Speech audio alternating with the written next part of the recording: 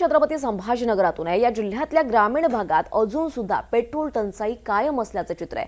छत्रपती संभाजीनगर परिसरातल्या जावळे आडगाव इथल्या पेट्रोल पंपावर रात्री उशिरापर्यंत वाहनधारकांच्या लांबच लांब रांगा पाहायला मिळाल्या। आपला नंबर लावण्यासाठी ग्राहकांनी चक्क कॅन घेऊन रांगा लावल्या। यातील बहुतेक शेतकरी होते। पावसाळा तोंडावर आहे, त्यामुळे शेतात नांगरसह इतर कामं सुरू आहेत आणि त्यामुळे ट्रॅक्टरला डिझेलची गरज असते। पण इंधन मिळत नसल्यामुळे शेतकऱ्यांना पेट्रोल पंपावर अशा रांगा लावाव्या लागतात। पेट्रोल पंपावर वाहनधारकांच्या या रांगा लागल्याचं पाहायला मिळतंय।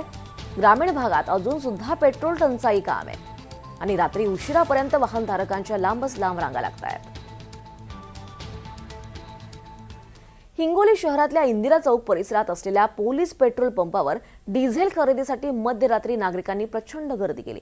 पोलीस पेट्रोल पंपावर डिझेल टँकर उपलब्ध झाल्याची माहिती प्राप्त होताच शेतकरी आणि वाहन डिझेल खरेदी करण्यासाठी मोठी गर्दी केल्याचं पाहायला मिळालंय। दरम्यान शेतकऱ्यांनी ट्रॅक्टर घेऊन आणि इतर वाहन चालकांनी आपापली वाहनं घेऊन या पेट्रोल पंपावर हजेरी लावली होती, तर अनेक जण हातात कॅन घेऊन डिझेल खरेदीसाठी दाखल झाले होते।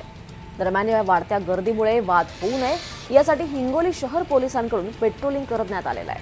त्याचबरोबर शेतकऱ्यांना आणि वाहन चालकांना शांततेत डिझेल भरण्याचं आवाहन सुद्धा करण्यात आलं आहे।